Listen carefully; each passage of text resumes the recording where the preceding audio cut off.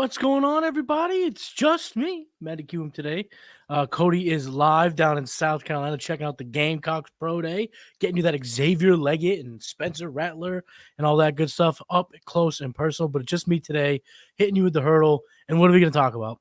I wasn't even sure if I should even go live. I mean, why go live? There's nothing going on with football, right? There's absolutely, positively nothing going on in the football world, right? No. There's a whole lot going on right now when it comes to football and fantasy football. First of all, of course, we have the Oregon Pro Day, South Carolina Pro Day, Oklahoma. All these guys are out getting ready for the NFL draft. And, of course, the NFL new league year has kicked off. And, boy, has it been an absolute frenzy. So what I'm going to talk about today real quickly in this Matty Kiwoom solo episode of The Hurdle. First of all, thank you so much for rocking with us over the Executives YouTube channel or at playerprofiler.com. Either which way, I'm glad you're hanging out with me on a Tuesday night. But basically, I just kind of want to talk about the running back class. How bonkos has it been? This offseason has started off on absolute fire. Breaking news. The Steelers are sending Deontay Johnson to the Carolina Panthers. Holy cow. Big moves happening. Big trades happening. And, free agents are signing all over the place. And I think what we're seeing right now is, we'll specifically talk about the running backs. What we're seeing right now in the running back class is a lack of confidence in the overall class for rookies at running back, opposed to the strength of the free agency class. Every free agent running back is being just gobbled up. And I think that is mainly due to the running back class not having real difference makers, kind of being really clogged with similarly skilled guys, not super fast guys, but, guys who have 1,000-yard seasons in college, maybe 20-some receptions, decent speed guys. There's only a handful of guys that were under 4.3. I think it was 3 of them: Benson, Jalen Wright, and Isaac Grendo. So what you're seeing right now is the NFL saying, hey, listen, you guys thought that we hated running backs? No, we don't hate running backs. We just like the running backs of the draft last year as much as we like the free agents. And this year, whoa, we don't. We do not like the running back class for rookies as much as we do this running back free agent class. So we're seeing multi-year deals. We're seeing everyone be thrown around deals. And the craziest part about it, and the thing that's getting my head just spinning, they're all going to new teams. These running backs are just sending them to the next way. Just, thank you, come again, thank you, going that way. Yep. I mean, we're seeing Saquon Barkley, Tony Pollard, Josh Jacobs, Motor Singletary. First of all, sidebar, if we're going to be calling Devin Singletary Motor Singletary, he's got to skyrocket up your ranks. I mean, come on. Motor Singletary in New York? It's crazy. But anyway, we've all seen Austin Eckler, Antonio Gibson. Crazy.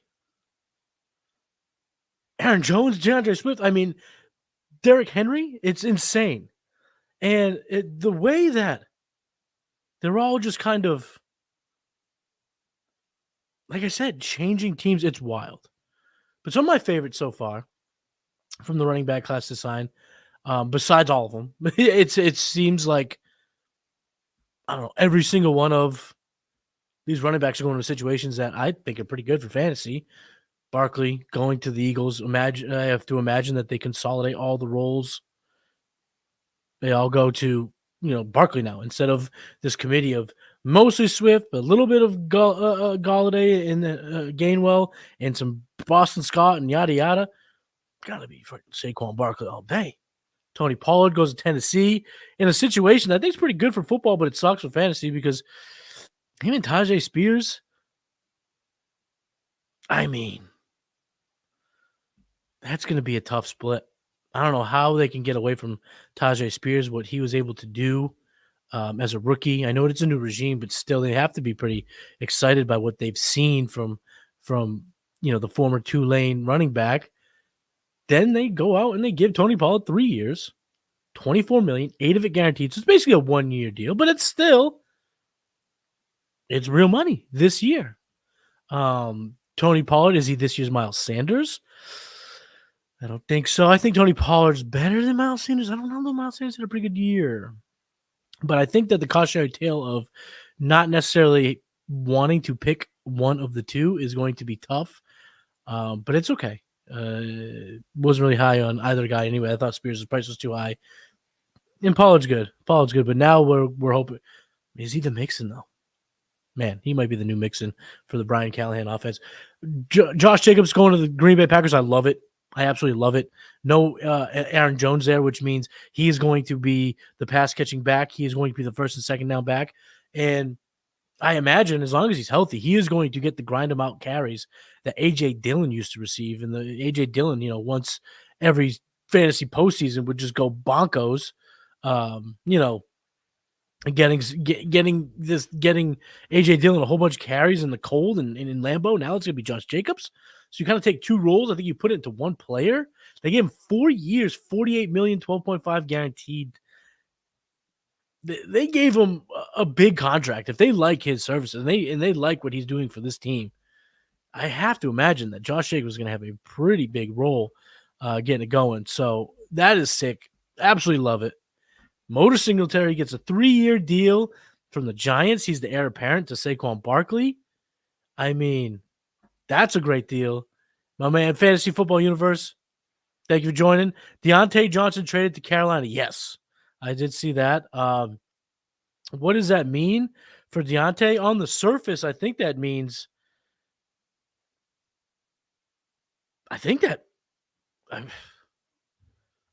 he gets a lot of Allen Thielen's touches, right? I mean, Thielen and Deontay, they kind of do things similarly. Allen Thielen's a little bit older, probably a little bit slower, probably not as good. So Deontay comes in, he kind of takes over that role. I don't know if it's all that bad. Harry Snowman's in the chat. He says no bueno for Deontay. I think that remains to be seen. It could be great for Deontay. I mean, we're going to get Dave Canales in an offense. An offense that desperately needs Dave Canales, right? Bryce Young, the offense as whole. They need to get things going. And if Canales believes that Deontay Johnson is a missing piece, I think we could be sitting here a year from now going, damn, I didn't realize Deontay was going to get a $110 targets, $115, $120, 120 targets. And, Mingo hasn't really become much. We'll see if they keep Thielen on the books. They don't have a first-round pick, so, yeah, they could use a 33rd overall pick on a receiver, but who are they taking? It's probably more of a complimentary role to Deontay as opposed to someone who's going to take Deontay's touches. And at the end of the day, I got to look up the compensation here. I believe it was a 3rd and a 5th. These things, they've been coming out so fast and furious. I haven't seen compensation for him yet, but that's going to tell us a lot. That also means that Pittsburgh is probably in business for another receiver in this draft. Potentially in the trade market. Maybe if Russell Wilson liked, what he did with Cortland Sutton last year, maybe they bring him on, but that's kind of a unnecessary duplication of that type of receiver with him and Pickens. Either way, we like it for Pickens because Deontay was just kind of that volume trustworthy guy where Pickens is the monster and with volume can be absolutely nasty. And how Russell Wilson is connecting along. I mean, he was able to get Cortland Sutton double-digit touchdowns last year, making him a wide receiver too on a pretty consistent basis. So that marriage now just gets even better. I would imagine they are they're in the hole now looking for a potential receiver in the draft. They pick at 20. Do I think they go one in the first?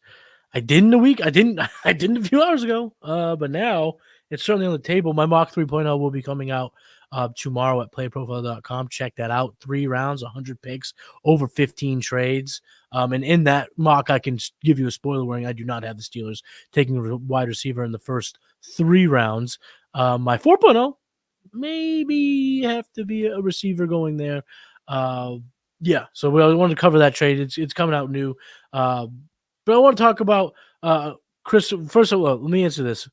Christopher Garza, shout out to you. Houston's looking good, yes.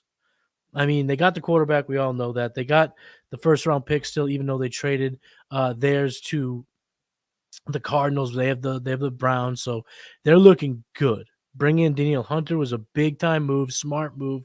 Love the move for him. Bringing in The pass rusher from the Jets was Greenland. Either way, they brought in 2 pass rushers to go with Will Anderson. They're going to have a barrage of pass rushers. And in my mock 3.0, I'm going to give it away again. Johnny Newton. Put Johnny Newton in the middle of that defensive line, and now DeMeco Ryans is dealing with a disruptive unit. It's going to be one of the scariest in the AFC, if not the league. That's just going to be great for CJ. That's going to be great for the Texans.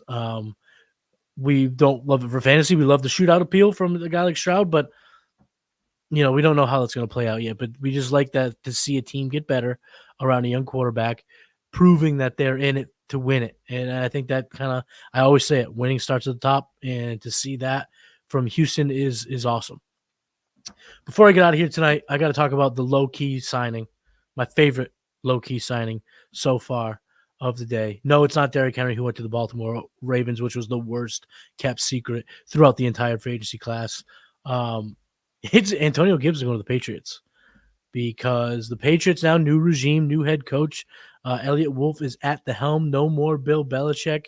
They decided to give Antonio Gibson 3 years, $11.25 million, 5.3 guaranteed. That's a lengthy. It's a fat 1-year deal for a guy that's going to come in. I think he's going to push Ramondre Stevenson big time. There's really nothing you could say that Ramondre is better than Antonio Gibson in any asset or any aspect of football.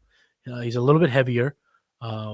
But he's not as fast, doesn't have the speed, isn't bursty like he is.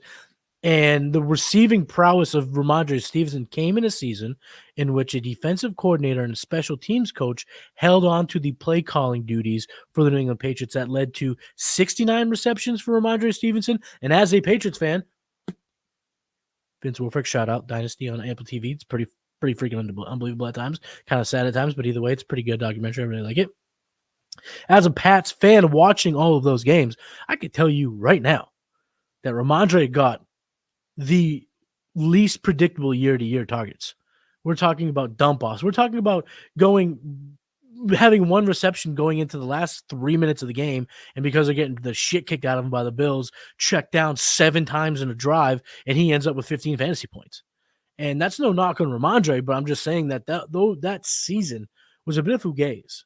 And when you look at Antonio Gibson, he's still got a ton of tread in his tires because Washington were absolutely moronic in how they used him.